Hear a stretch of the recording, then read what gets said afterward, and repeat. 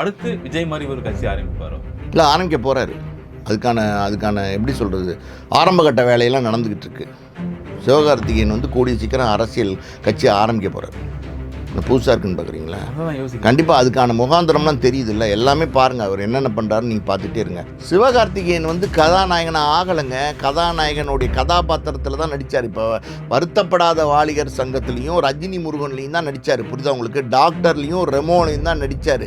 பெருசாக அவர் என்ன பெரிய கிராண்டியரான வந்து விஜய் நடித்த மாதிரி, அஜித் நடித்த மாதிரி, ரஜினி நடித்த மாதிரி, கமல் நடித்த மாதிரி படத்தில் எந்த படத்தில் நடித்தார் சொல்லுங்கள்? ஒரு விக்ரமை தவிர்த்து வேறு எந்த படத்தில் நடிச்சிட்டாரு? இன்னைக்கு வரைக்கும் அவருக்கு காமெடிங்கிற முத்திரை தான் இருக்குது. சிவகார்த்திகேயனை பொறுத்த வரைக்கும் சரியான கதை தேர்வு, சரியான படமெல்லாம் பண்ணார், அதெல்லாம் இல்லைன்னு சொல்ல முடியாது.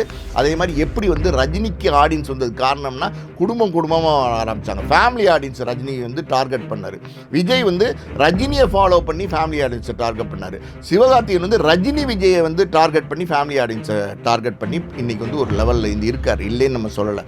நாளைக்கு நான் மறுபடியும் சொல்கிறேன், அவரை வந்து ஒரு காமெடியனாக தான் பார்க்குறாங்க. அவர் பண்ண காமெடிகள், அவர் பண்ண சேஷ்டிகள், அவர் பண்ண என்ன ரெமோன் ஒரு படத்துலலாம் என்ன பண்ணார், ஒரு நர்ஸ் வேடம் போட்டுக்கிட்டு அப்படி இப்படியும் அலைஞ்சார். அதுதான் ரசித்தாங்க. இப்போ நீங்கள் அதை வந்து நீங்கள் முழு படமே அப்படி தான் நடித்தார். அப்படி இருக்கும்போது நீங்கள் ஒரு ஆக்ஷன் ஹீரோவாக வரும்போது அதை ஏற்றுக்கிறாங்களா ஏற்றுக்கலையான்னு இருக்குது. நீங்கள் ஒரு படம் நடித்ததுனால உங்களை ஆக்ஷன் ஹீரோன்னு நீங்கள் எடுத்துக்க முடியாது. ரஜினியே வாழ்த்து தெரிவிச்சதுனால என்ன நடந்துடும் நீங்கள் சொல்லுங்கள்? ரஜினியே வாழ்த்து தெரிவித்ததுனால என்ன நடந்துடும்? ஏதாவது மாற்றங்கள் நடந்துருமா? வேற யார் யாருமே வந்து ரஜினியே வாழ்த்து தெரிவிக்கிறாங்கன்னா அடுத்த படம்லாம் கொடுக்க மாட்டாங்க.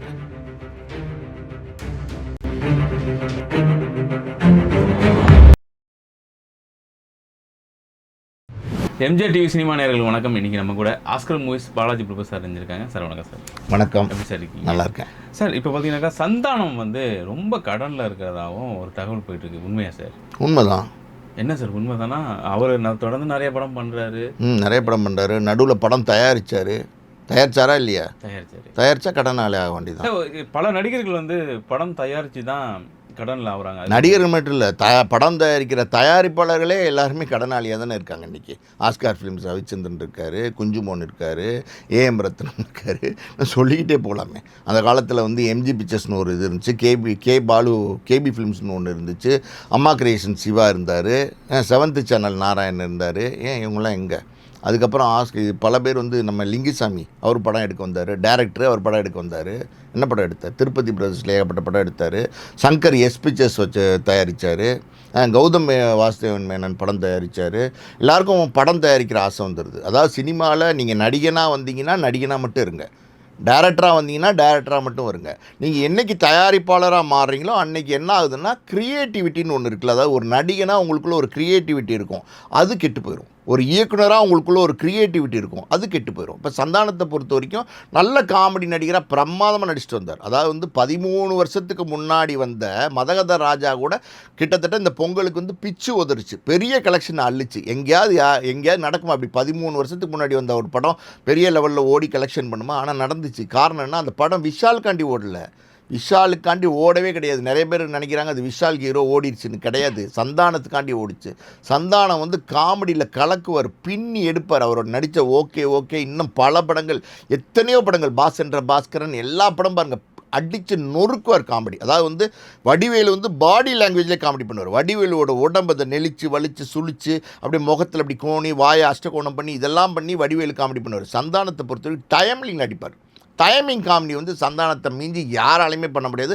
பிரமாதமான டைமிங் காமெடி பண்ணுவார். ஒவ்வொருத்தவங்களுக்கும் சார் ஒவ்வொரு ட்ரெண்டு. அந்த காலத்திலேருந்து பாருங்கள், பல பேர் இருந்திருக்காங்க காமெடி நடிகர்கள், ஆளுக்கு ஒரு ட்ரெண்டு. இப்போ சூரியெல்லாம் பார்த்திங்கன்னா என்ன கேட்டிங்கன்னா காமெடி நடிகனே கிடையாது. யோகி பாபு காமெடி நடிகனே கிடையாது. ஆமாங்க. என்னைக்கு நீங்கள் சூரி காமெடி எந்த படம் உண்டு? புரோட்டாவை நான் கேட்குறேன், ஒரு இன்னும் முதல்லேருந்து ஸ்டார்ட் பண்ணலாம். ஒரு இப்போ திம்பார் கவுண்டிங் மிஸ் ஆயிரும், அப்போ முதல்லேருந்து ஸ்டார்ட் பண்ணலாம். இது காமெடியா?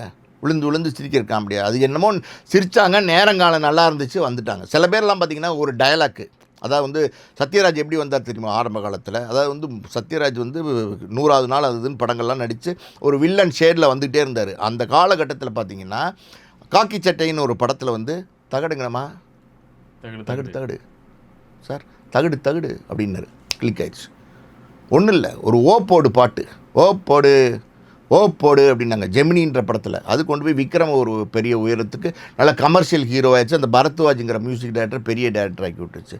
எத்தனையோ உதாரணங்கள் சொல்லிக்கிட்டு போகலாம். ஏன் நம்ம தனுஷ் எடுத்துங்களேன், முதல்ல ஒரு படம் நடித்தார் துள்ளுவத எளிமை, அப்புறம் காதல் கொண்டை நடித்தார்.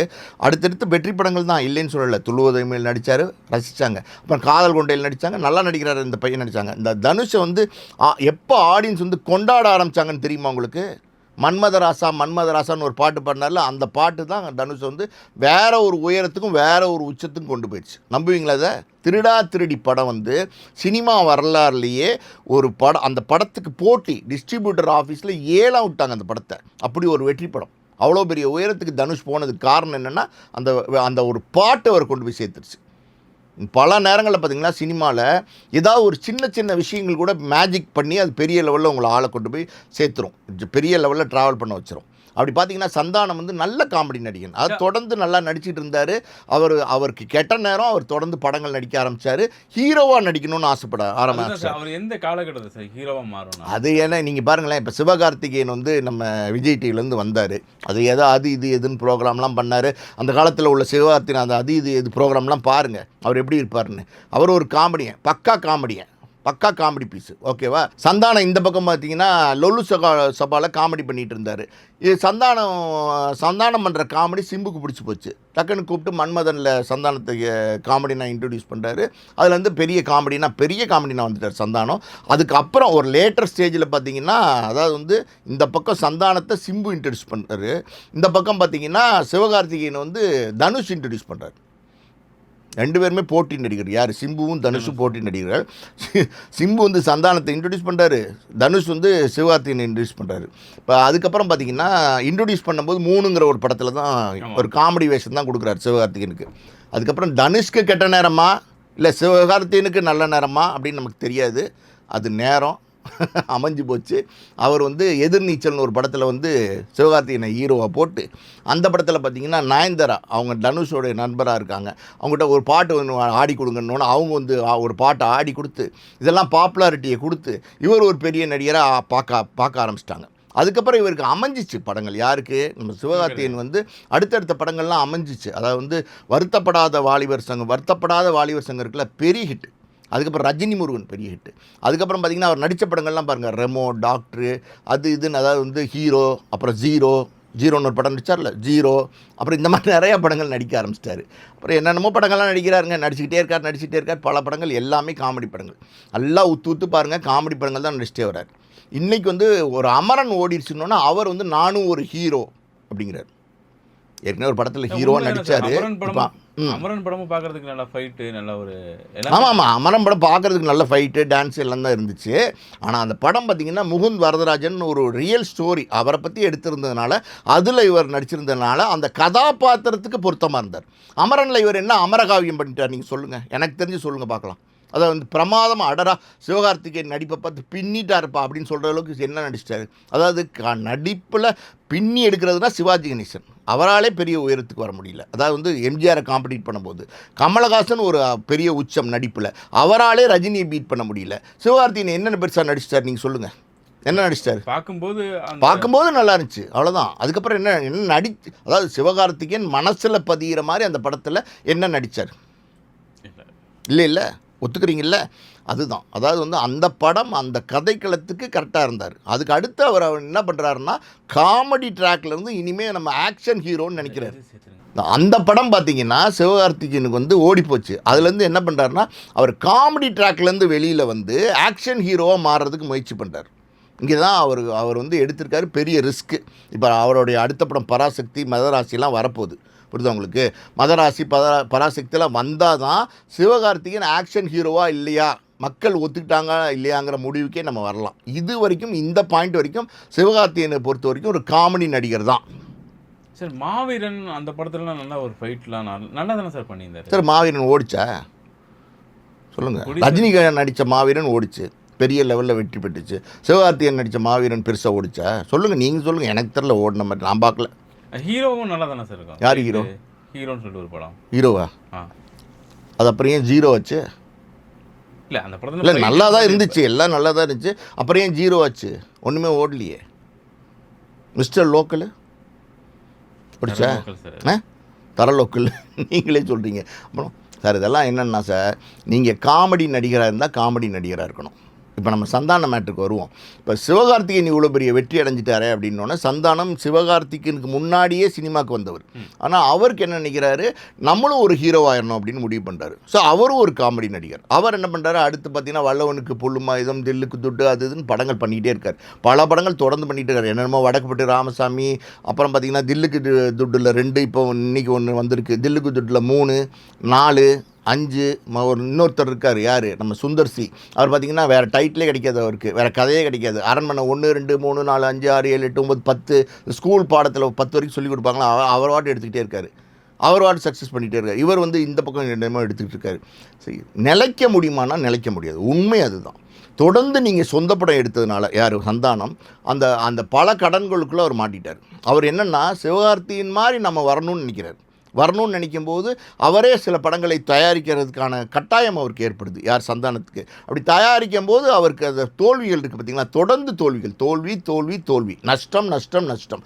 இந்த நஷ்டத்தை ஈடுகட்ட இந்த படம், அந்த நஷ்டத்தை ஈடுகட்ட அந்த படம், இப்படி எடுத்து எடுத்து எடுத்து இன்றைக்கி பெரிய கடன் சுமையில் இருக்கார். கடன் சுமையில் இருக்கிறது உண்மைதான். இப்போ சிவகார்த்திகேயன்னு எடுத்துங்களேன், அவரும் பார்த்திங்கன்னா அவரை ப்ரமோட் பண்ணுறதுக்காண்டி ஆர்டி ராஜாங்கிற ஒருத்தரை வச்சுக்கிட்டு பல படங்கள் தொடர்ந்து தயாரிக்கிறாரு. அந்த படங்கள் எல்லாம் வெற்றி படங்களாக அமைஞ்சிச்சா அப்படின்னா வெற்றி படங்களாக அமையலை. அந்த படங்கள் சரியாக ஓடலை. அந்த படங்கள்னால பெரிய கடன் சுவை சிவகார்த்திகேயன் வந்துச்சா இல்லையா? கிட்டத்தட்ட 75-80 கோடி ரூபா கடனில் சிவகார்த்திகேயன் மாட்டினார். அந்த கடன் அடைக்கிறதுக்கே பெரும்பாடுபட்டார். அப்படிலாம் இருந்துச்சு. நீங்கள் ஒரே ஒரு விஷயத்தை, பேசிக்காக ஒரு விஷயத்தை புரிஞ்சுக்குங்க. ஒரு கலைஞன், நான் முக்கியமாக சொல்கிறது வந்து ஒரு நடிகனோ ஒரு இயக்குனரோ வேறு எந்த வடிவத்திலையோ கலைஞனாக இருக்கிறவன் தயாரிப்பாளராக எந்த காலத்துலையும் மாறக்கூடாது. ஏன் அப்படின்னா, தயாரிப்பாளராக மாறுறதுங்கிறதே இந்த சினிமா துறையை பொறுத்த வரைக்கும் ஒரு சாபக்கேடு. தயாரிப்பாளர் எந்த தயாரிப்பாளருமே இது வரைக்கும் நல்லா இருந்ததில்லை. 1-2 பேரை தவிர தயாரிப்பாளர்கள் யாருமே நல்லா இருந்ததில்லை. பெரிய பெரிய பிரம்மாண்டமான படங்களை தயாரித்தவங்க எல்லாம் பார்த்திங்கன்னா ஒரு காலத்தில் வந்து திருப்பி போண்டியாக தான் போயிருக்காங்க, ஆண்டியாக தான் ஆயிருக்காங்க. அதான் சினிமாவோடைய சூழ்நிலை. அப்படி இருக்கும்போது இந்த தயாரிப்பாளரை மாறி பல சிக்கல்குழுகளை இவங்கெல்லாம் மாற்றி மாற்றி மாற்றி மாற்றி சிக்கலில் மாட்டுறாங்க. அது ஏன்னு நமக்கு தெரில. Okay sir. இப்போ பார்த்தீங்கன்னாக்கா அந்த காலத்துலேயும் சரி இந்த காலத்துலேயும் சரி காமெடி நடிகர்கள் ஹீரோவாக நடிக்கிறாங்க. ஆனால் தொடர்ந்து அவங்க ஹீரோவாக பண்ணதே கிடையாது. இப்போ நாகேஷ் சார் இருக்கட்டும், நீர்க்குமலி, சர்வர் சுந்தரம் 2 படம் பண்ணார். அப்போது அதுக்கப்புறம் வந்து அவங்க தொடர்ந்து பண்ணலை. ஆனால் அதே சூழ்நிலை தான் இப்போ இருக்கா சார்? நீங்கள் ஒரு விஷயத்தை தெரிஞ்சுங்க. காமெடி நடிகன் வந்து என்றைக்குமே காமெடி நடிகன் தான். ஒரு காமெடி நடிகனை பார்த்து ஆடியன்ஸ் வந்து ஸ்க்ரீனில் விழுந்து விழுந்து இப்போ சிரிச்சிட்டாங்கன்னா அந்த காமெடி நடிகனை காமெடி நடிகனாக தான் பார்ப்பாங்க. சில கதாபாத்திரங்கள் நீங்கள் சொன்னீங்க, நீர்க்குமலி, சர்வசுந்தரம்லாம் சொன்னீங்க நாகேஷ்க்கு. அதெல்லாம் பார்த்தீங்கன்னா பாலச்சந்தரோட படத்தில் நாகேஷை வந்து அந்த கதாபாத்திரத்தினுடைய நாயகனாக நடிக்க வச்சார். புரியுது உங்களுக்கு? அந்த கதாநாயகனாக நடிக்க வைக்கல, கதாபாத்திரத்தினுடைய நாயகன், கதையினுடைய நாயகனாக நடிக்க வச்சார். அந்த கதை அப்படி இருந்துச்சு, அதை நடிக்க வச்சார், அதோடு முடிஞ்சு போச்சு. இப்போ சந்திரபாபு அதுக்கு முன்னாடி எடுத்துக்கிட்டிங்கன்னா அவரும் கதாநாயகனெல்லாம் நடிச்சிருக்காரு, சக்ஸஸ் ஆக முடியல. அதுக்கப்புறம் தேங்காய் சீனிவாசன், சுருளிராஜன், சக்ஸஸ் ஆக முடியல. அதுக்கப்புறம் நம்ம கவுண்டமணி, செந்தில், சக்ஸஸ் ஆக முடியல. அதுக்கப்புறம் சந்தானம், வடிவேலு, சூரி, இப்போ இருக்கிற யோகி பாபு எல்லாரும் தான் கதாநாயகனை நடித்தாங்க. யாராலையாவது சக்ஸஸ் ஆக முடிஞ்சா? யாரையாலையாவது சஸ்டெயின் ஆக முடிஞ்சிச்சா? ஆகவே முடியாது. சிவகார்த்திகேயன் வந்து கதாநாயகனாக ஆகலைங்க. கதாநாயகனுடைய கதாபாத்திரத்தில் தான் நடித்தார். இப்போ வருத்தப்படாத வாலிகர் சங்கத்துலேயும் ரஜினி முருகன்லேயும் தான் நடித்தார். புரியுதா உங்களுக்கு? டாக்டர்லேயும் ரெமோலையும் தான் நடித்தார். பெருசாக அவர் என்ன பெரிய கிராண்டியரான வந்து விஜய் நடித்த மாதிரி, அஜித் நடித்த மாதிரி, ரஜினி நடித்த மாதிரி, கமல் நடித்த மாதிரி படத்தில் எந்த படத்தில் நடித்தார் சொல்லுங்கள்? ஒரு விக்ரமை தவிர்த்து வேறு எந்த படத்தில் நடிச்சிட்டாரு? இன்றைக்கு வரைக்கும் அவருக்கு காமெடிங்கிற முத்திரை தான் இருக்குது. சிவகார்த்திகேயனை பொறுத்த வரைக்கும் சரியான கதை தேர்வு, சரியான படமெல்லாம் பண்ணார், அதெல்லாம் இல்லைன்னு சொல்ல முடியாது.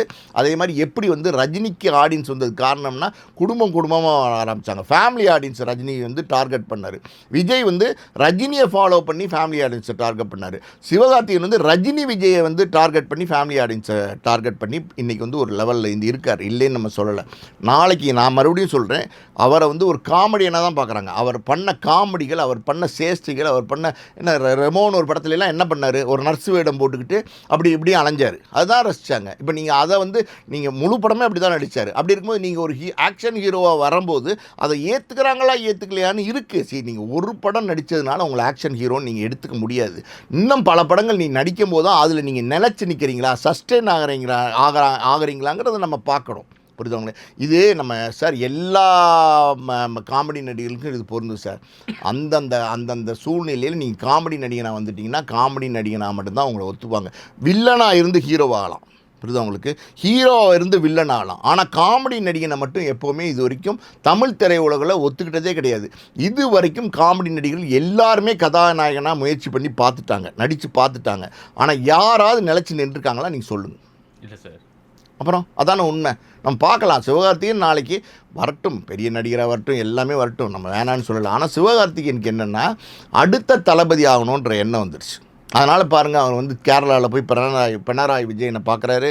அதுக்கப்புறம் பார்த்தீங்கன்னா யாரையோ கூப்பிட்டு வாழ்த்து தெரிவிக்கிறாரு. எல்லோரும் ஏதாவது ஒருத்தவங்க ஏதாவது ஒரு படம் ஓடிடுச்சு, இது டூரிஸ்ட் ஃபேமிலி, உடனே அவங்களையெல்லாம் கூப்பிட்டு வாழ்த்து தெரிவிக்கிறாரு. இதெல்லாம் யார் செய்வா? ரஜினி செய்வார். ரஜினி தான் செய்வார்.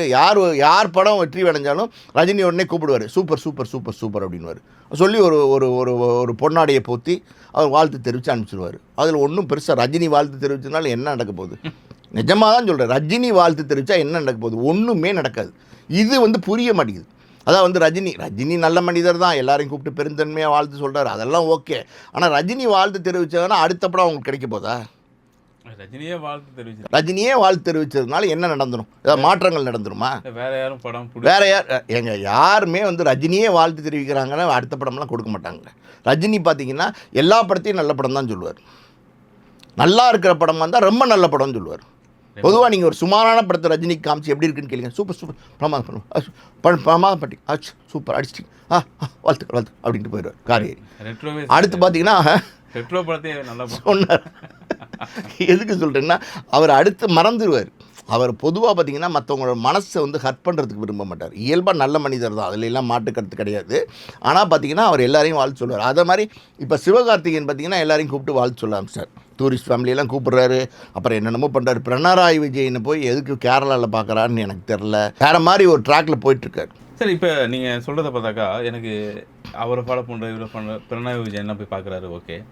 அடுத்து விஜய் மாதிரி ஒரு கட்சி ஆரம்பிப்பாரோ? இல்லை, ஆரம்பிக்க போகிறாரு. அதுக்கான எப்படி சொல்கிறது, ஆரம்பகட்ட வேலையெல்லாம் நடந்துக்கிட்டு இருக்கு. சிவகார்த்திகேயன் வந்து கூடிய சீக்கிரம் அரசியல் கட்சியை ஆரம்பிக்க போகிறார். நான் புதுசாக இருக்குன்னு பார்க்குறீங்களா? கண்டிப்பாக அதுக்கான முகாந்திரம்லாம் தெரியுது இல்லை, எல்லாமே பாருங்கள் அவர் என்னென்ன பண்ணுறாருன்னு நீங்கள் பார்த்துட்டே இருங்க. இப்போ அதாவது வந்து ஜனநாயகன் வந்து பொங்கலுக்கு வருது, இவருடைய பராசக்தியும் பொங்கலுக்கு வருது. இப்போ மோதுருக்கு ரெடி ஆகிட்டார், நானும் ரெடி அப்படிங்கிறார். எப்படி சொல்கிறாரு? நானும் ரெடி அப்படிங்கிறார். அதாவது வந்து நினச்சா சிவகார்த்திகேயன் நினச்சா அந்த படத்தை வந்து பராசக்தியை வந்து பொங்கலுக்கு வர விடாமல் தடுக்க முடியும். அவர் தான் அந்த படத்தினுடைய கதாநாயகன். ஆனால் தடுக்காமல் ஓகேன்னு சொல்லி மௌனமாக இருக்காருன்னா என்ன அர்த்தம்னா, மோதுறதுக்கு ரெடியாக இருக்கேன் சம்மதம்னு அர்த்தம். அதாவது ஒரு வேளை வந்து பராசக்தி வந்து பெரிய வெற்றி அடைஞ்சு ஜனநாயகன் சுமாராக போயிடுச்சுன்னா இவருக்கு பெரிய பேர் கிடைக்கணும்னு அவர் எதிர்பார்க்குறாரு. சில விஷயங்கள்லாம் சிவகார்த்திகேயன் வேறு ஒரு கால்குலேஷன் பண்ணுறாரு. அந்த கால்குலேஷன் பழிக்குமா பழிக்காதா, சக்ஸஸ் ஆகுமா சக்ஸஸ் ஆகாதுன்னு யாருக்குமே தெரியாது. இப்போ விஜயே அரசியலுக்கு வந்திருக்காரு, விஜயே நாளைக்கு இந்த அரசியலில் நிலைப்பாரா கண்டினியூ பண்ணுவாரான்னு தெரியாது. உண்மை அதுதான். விஜய் அரசியலுக்கு வந்திருக்காரு, வரவேற்போம், வரட்டும், வெற்றி அடையட்டும், எல்லாம் ஓகே. ஆனால் விஜய்க்கு நம்மளுடைய கருத்து என்னன்னா, அரசியல் அனுபவம் இல்லாதனால வந்து நிலைச்சு நிற்பாரான்னு தெரில. சார் கமலஹாசன் வந்தாரா இல்லையா? ஜெயிச்சாரா? எங்கே போச்சு அந்த மக்கள் நீதி மையமா? என்ன மையம்? மக்கள் நீதி மையம். டார்ச் லைட் எங்கே இப்போ காணோம்? டார்ச் லைட்டில் ஏன் ஒளியே இல்லை? ஏன் போய் எங்கேயோ ஒளிஞ்சிட்டாரு? Battery problem. இதெல்லாம் வந்து சார். அப்புறம் சிவாஜி கணேசன் பார்த்தீங்கன்னா அவர் பல வருஷங்களாக சொத்து சம்பாதிச்சு வச்சுருந்தார். எம்ஜிஆர் மறைஞ்சதுக்கப்புறம் அவருக்கு ஒரு ஆசை, இந்த பக்கம் ஜேஎனி, அந்த பக்கம் ஜானி, இந்த பக்கம் நடுவில் சிவாஜி கணேசன் வேறு, ஒரு பக்கம் டிஎம்கே இருக்குது, எல்லோரும் இருக்காங்க, ஏடிஎம்கே இருக்குது, எல்லோரும் இருக்காங்க. இவர் வந்து நின்னார். அதாவது 234 தொகுதியிலையும் நின்று 234 தொகுதியிலையும் தோத்துட்டாருன்னா அவர் ஒருத்தர் தான். ஓகே சார், பொறுத்திருந்து பார்ப்போம் சிவகார்த்திகேயன் கட்சி ஆரம்பிக்கிறாராங்கிறத. உங்கள் நேரத்துக்கு ரொம்ப நன்றி சார்.